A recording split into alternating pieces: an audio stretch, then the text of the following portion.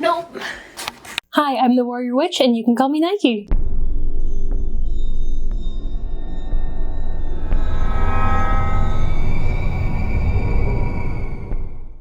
Look at me, 2 weeks in a row, back on schedule, and hopefully that feedback issue we had with the microphone from last week won't repeat this time because I double-checked that both plugs were all the way in, so... This is the lovely editor, Nike. I did not, in fact, fix the buzzing. I think it's because my cat chewed the cord. I've done my best to reduce the sound, but I swear next week I'll do a video test and everything, and the buzzing will officially be gone, but rest in peace to this microphone cord, I guess. Anyway, let's get into today's topic. So, one of the big reasons I started my channel was I wanted to help answer some of the why questions behind magic, and perhaps one of the best questions is, why does magic work at all? There's going to be differing answers on this depending on if you are more psych model versus spirit model. I may make a video on that in the future. We'll see. It'd be a good topic. But just for background information, I subscribe to spirit model, so that's the perspective I'm going to be coming from. So, why does magic work?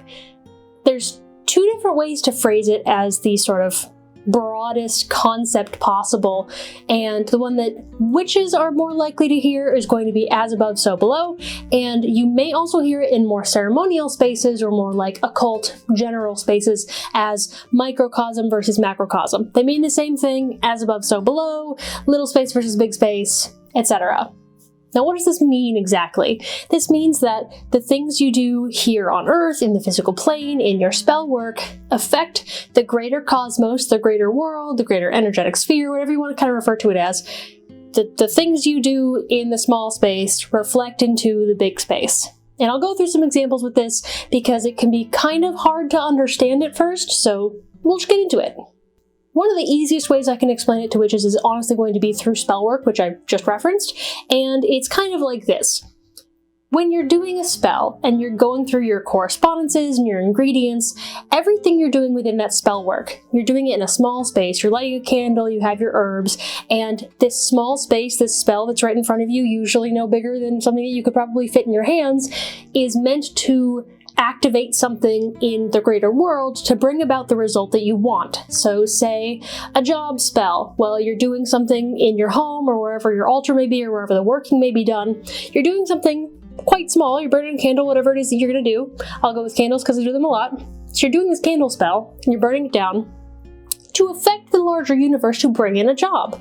Maybe you're trying to attract a lover, same thing. You're drawing a physical person out in the world to you by doing a candle spell or whatever it is you'd be doing. So you're doing a small work, or physically small work, you're doing a working in front of you to affect the larger sphere. It also works in reverse, so it's not just doing things in the small space, microcosm, below, affecting the larger world, macrocosm, above. It's also that above affects below. I actually find it easier to describe this through astrology because the planets can act as both. So the planets acting as macrocosm affect us on the physical plane on Earth and our individual lives, microcosm. But the planets themselves can also represent a microcosm themselves. They are a representation of greater energies in the universe. Venus is a planet, but she represents something larger. She represents these larger concepts and essentially acts as a conduit to bring things down. So Venus herself as a planet is a microcosm for the larger energies at play, macrocosm. One of the big things that we get really involved in, no matter what you're doing, if it's occult or witchcraft or whatever, is correspondences. And correspondences are what you're using something for. So rose quartz fitting with love, and basil being for money spells, things like that correspondence.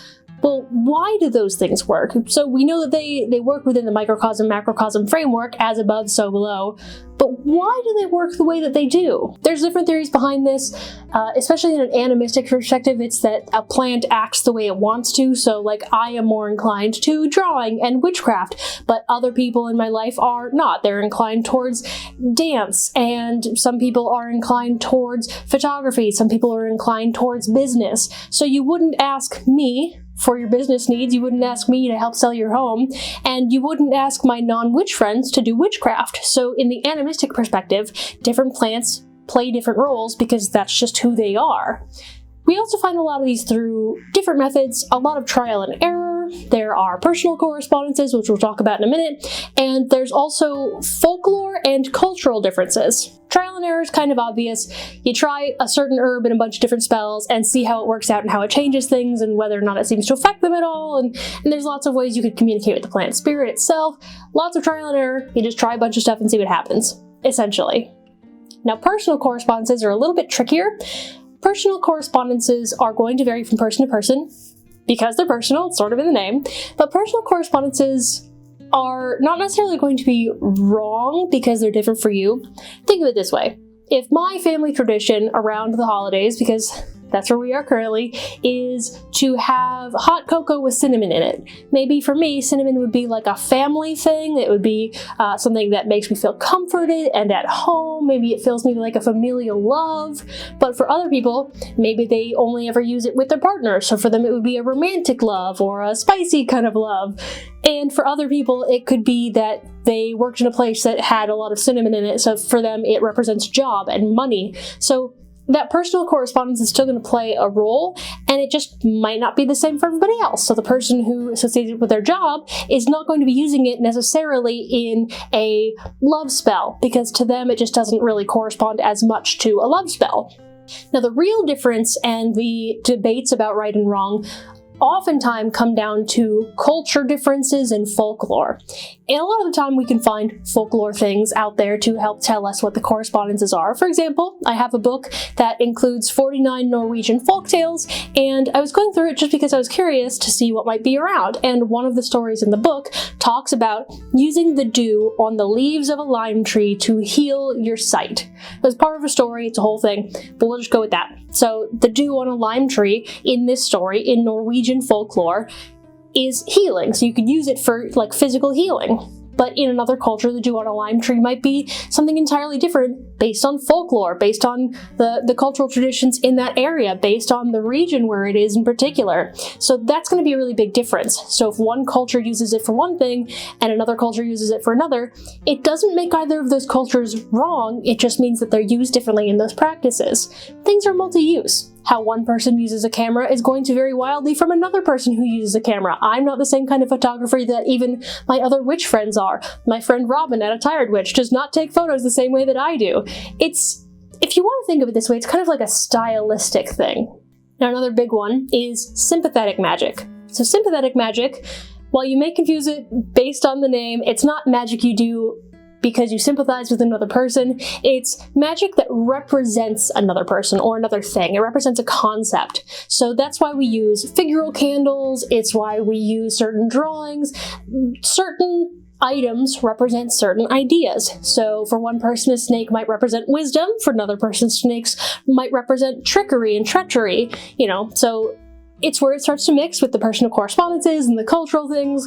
But the representation of the snake could be used in sympathetic magic to represent this concept. So if you were, say, using it for trickery, you wanted to trick somebody for some reason, well, you could use snake imagery in your spell work to have that be the microcosm affecting the macrocosm. So the snake, as part of your correspondences, is affecting the greater world in this specific way that you want it to because it represents this particular thing. It's also why we use deity statues a lot. Not everybody does. Some people use different things for them, but I like to have little statues of my deities because I like something to represent them a little bit more physically versus just interacting with their energies. I want to have like a physical space to represent when I'm speaking with them, when I'm communing with them, when I am giving them offerings. So often I'll put little offerings in front of their statues. I'll have their candles in front of their statues. But that also is a form of sympathetic magic. And so it's working in a way that you're using the small item, the statue, the microcosm, to speak to something greater, the macrocosm, to represent this larger force, the macrocosm as above, so below. It all ties together. It's also why when we're doing spell work for ourselves, for others, we like to have these links. So there's name papers, there's using their photo, their name and their birthday, sometimes things physically from their body like their hair or their nails or items of clothing that they own. These are further sympathetic links. It doesn't necessarily have to visually represent them, but it's the conceptual representation of a person. There's also something to be said about the power of belief, and this sort of gets into psych model versus spirit model a little bit, but we're not really going to get into there. What I really want to mention is the confidence in your spell work and doing just the baseline, whatever you're going to end up doing, versus when you're not really that confident either in your skills or in magic in general, and you end up doing a lot of little workings or maybe even a lot of big workings, trying to all get the same result, and it's because you're not confident that the first time that you did it, it will work. And some brief advice for this is you just got to give it some time. Maybe you could even include, especially if you're doing petitions, you're writing stuff down, you could include in that petition, it will come about within X amount of time, so 3 weeks. And then if it doesn't come about in 3 weeks, then you could do something else, or you could repeat it, or whatever you need to do, tweak it. But the lack of confidence in our workings is often what stunts us, because the energy that you're putting into it is part of it. Being confident it will work, being confident you'll get that job, being confident you'll attract that lover. That confidence, it comes into it. And so when you're introducing doubt into the spell work, which is very hard to get rid of, but by introducing that doubt that it might not happen, you're leaving doorways within the macrocosm by introducing it into the microcosm, and you're leaving room for, but what if they don't? Or what if they never come about? Or what if I never get that job? And so you're introducing the element. And that's why sometimes people will say to include definitive statements of right now, I get the job, I have the job is mine, whatever, versus I'd like to have it. You gotta switch it up and include that confidence within it. And the more that you do spell work and the more that you get it to work for you, the more your confidence will build. So including that sort of patience element is gonna be a big part of helping to fix that. Now I could probably make a whole video on getting signs after spell work, but let's just cover it real briefly because sometimes this can also be a really big help. So sometimes you'll get synchronicities and signs after you've done a spell to show that the universe is working in your favor, to show that the energies are with you, the spirits are with you, whatever. And it helps to build that confidence as well because you're getting signs, especially if you've invoked a spirit or a deity to help you, signs from those things to show that things are in motion and you just gotta wait. My friend Georgina and I were speaking about this privately, and the example that she gives is that if she was doing a working with Babylon, and then after the spell work or after the ritual, she finds a rose and a receipt that says 777. So maybe it was like an order number 777.